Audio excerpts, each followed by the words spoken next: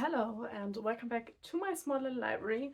Today we're gonna have the second installment in the book RECS series, which I will go forward with as a series. Because let's be honest, I'm not the best book reviewer in my personal opinion, but I do want to recommend books that I really liked. And so I thought, you know what?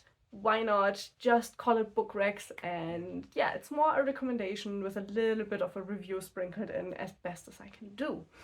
And today's book, we're gonna talk about a book by John Scalzi, which is called the Kaiju Preservation Society, or the KPS.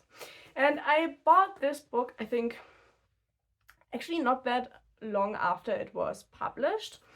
It was the first time I went into like a new bookstore, which is like called Dussman's, and it's pretty much like you have the normal German part, but then you have like a complete English part of the bookstore, which is really nice because obviously I live in Germany, so getting books in English, the choice in bookstores isn't always that great. It's normally really small, the selection. But yeah, they have like a complete smaller bookstore that is completely in English. And yeah, there I found this one, and I knew nothing about the author, and I haven't ever read anything else from him. Like I started to read like a short story collection about his blog post, but I haven't read another book by him. So yeah, I didn't really know what to expect, but I liked the cover. So this was a complete cover buy, which I was really happy with, because this book was written during, well, after the first lockdown, pretty much. It was written in the beginning of 2021, and he was supposed to write a different novel throughout 2022, but we all know how horrible that year was and how pretty much none of us did what they were supposed to do, you know. It was a bad year, I think, for most of us, and yeah, he kind of couldn't write the book that he was supposed to write, and instead he wrote this one, and he describes this book as a pop song. And I am 100% online with that. So, main topic of the book. We have Jamie, and he, you know, he wants to hit it big time, work in a tech startup, you know, get his name out there, make a lot of money, and then the Rona comes around, and even in the book, and yeah, he loses his job and he starts to drive for food services, you know, typical Uber Eats stuff like that. And so he randomly delivers to an old friend, which he hasn't been in contact with for quite some time. And this friend is like, you know what, I have a job opportunity for you. I work for an animal rights organization and I want you to join me. Why not? And you know, Jamie is like, what can I lose? I lost everything already and I need to make rent, and the job pays really well. Why not work for an animal rights organization? Only thing is, the animals aren't from Earth. They are maybe from a parallel dimension. And they are called the Kaiju, and you can see a hint with the cover, you know? And so yeah, obviously, the organization tries to preserve the Kaijus and help them survive because they have problems surviving on their own planet for like interesting reasons. And then, you know, typical novel like that, we have the bad guys who want to use the Kaijus for their own power, to increase their own wealth and just make themselves richer by misusing animals, you know. Something I think we all can attest to is happening all over our world right now.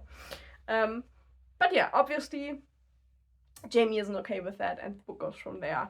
And I think I gave it 4 stars. I think this is like a novel, you know what you get into, you know.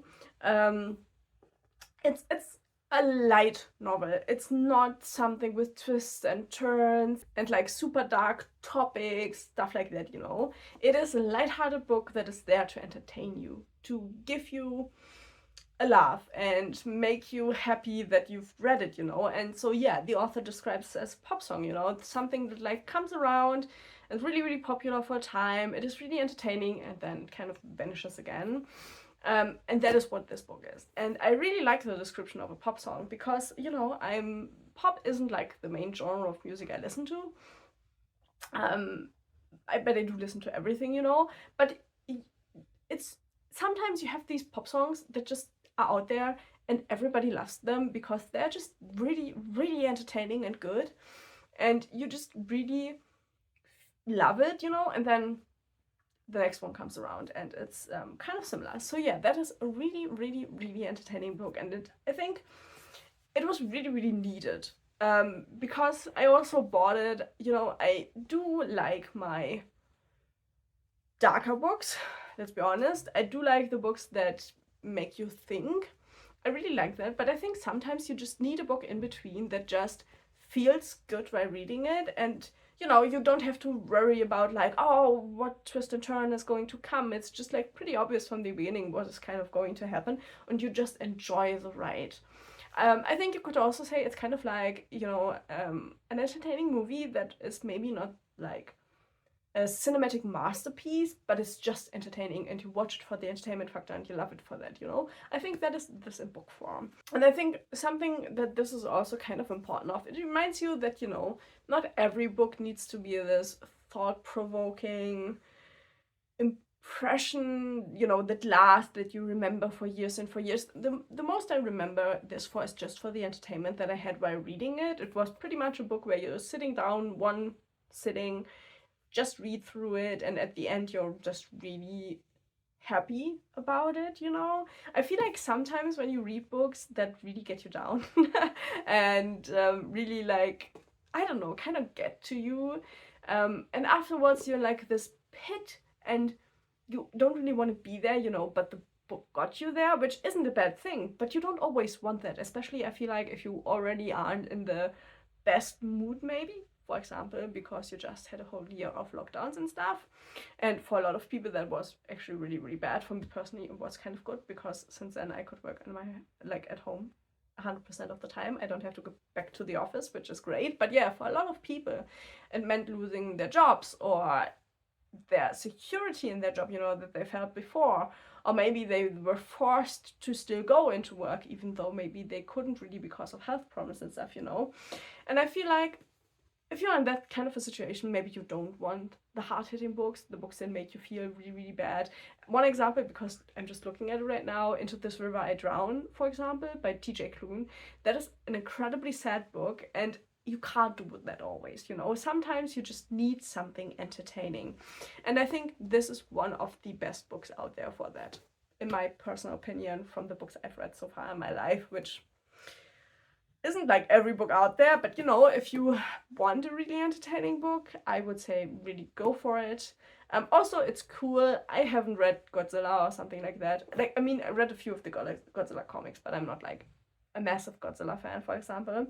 But yeah, obviously the Kaiju are Godzilla-like creatures, I think. And I feel like if you really like that, you know, and the Godzilla movies and stuff, this book also is kind of for you, because I really like the concept of the story, even though it's really, you know, this like light-hearted book.